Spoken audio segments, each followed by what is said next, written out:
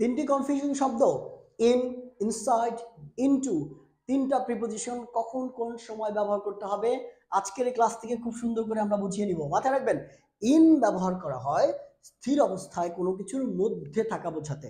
ঘরের মধ্যে আমি স্থির অবস্থায় রয়েছি, তাহলে আমরা কি বলবো? In my room or in the room. কি বলবো?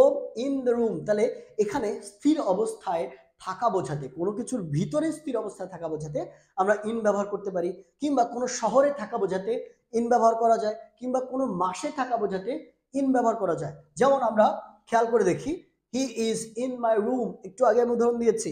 সেম ভাবে বলা যায় my birthday is in January, অর্থাৎ কোনো মাসে আপনার জন্মদিন রয়েছে, কোনো একটা ঘটনা কোনো একটা মাসে রয়েছে, এর আগেও কিন্তু আপনি ইন ব্যবহার করবেন।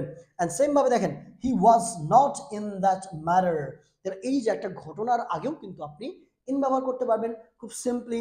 কয়টার আগে বললাম?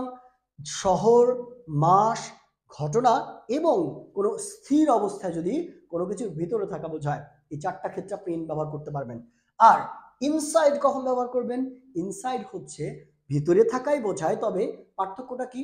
পার্থক্য হচ্ছে ইনসাইড মানে কোনো বদ্ধ কিছুর ভিতরে থাকা বোঝাবে। যেমন বক্স হতে পারে, কিংবা ক্লোজেট হতে পারে, কিংবা আলমারি, ক্লোজেট। যেমন the ball is inside the closet, closet কিন্তু চারদিক থেকে বন্ধ থাকে, একটা বক্স কিন্তু চারদিক থেকে বন্ধ থাকে, তাই না? এরকম বদ্ধ অবস্থায় যদি কোনো কিছুর ভিতরে থাকা বোঝায়, তখন আমরা ইনসাইড ব্যবহার করতে পারি। The ball is inside the closet, অথবা he hid inside a box, সে কি করলো? একটা বাক্সের মধ্যে লুকালো। ক্লিয়ার? তাহলে ইন এবং ইনসাইডের পার্থক্য আমরা বুঝতে পেরেছি। And the last one is into.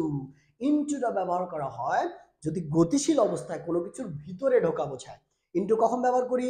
যখন গতিশীল অবস্থায় কোনো কিছুর ভিতরে ঢোকা বোঝাবে। যেমন আমরা বলি he went into my house, অর্থাৎ সে গতিশীল অবস্থায় কোনো কিছুর ভিতরে ঢুকছে, গতিশীল অবস্থায় ঘরের মধ্যে ঢুকছে, গতিশীল অবস্থায় বাড়ির মধ্যে ঢুকছে, এই জন্য আমরা ইনটু ব্যবহার করছি। কি বললাম? He went into my house. And at the same time I jumped into the pool, আমি কি করলাম? পুলের মধ্যে লাফ দিলাম। এখানেও কিন্তু গতিশীল অবস্থায় এন্টার করা বোঝাচ্ছে, এই জন্য বলছি I jumped into the pool. Clear? তাহলে ইন, ইনসাইড অ্যান্ড ইনটু, এই তিনটার ব্যবহার আজকের পর থেকে আমরা আর কনফিউশন ফিল করবো না ইনশাআল্লাহ। খুব ভালোভাবে ব্যবহার করব।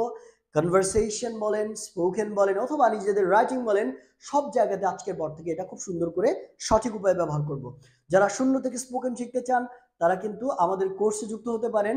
কোর্স সম্পর্কে বিস্তারিত জানতে আমাদের যেই হেল্পলাইন নাম্বারটা দেওয়া আছে স্ক্রিনে, কল করুন এবং ডেফিনেটলি একদম শুরু থেকে খুব সুন্দর করে আমাদের সাথে স্পোকেনটা শিখুন। দেখা হবে পরবর্তী ভিডিওতে। And don't forget to share this lesson to everyone. Allah Hafiz.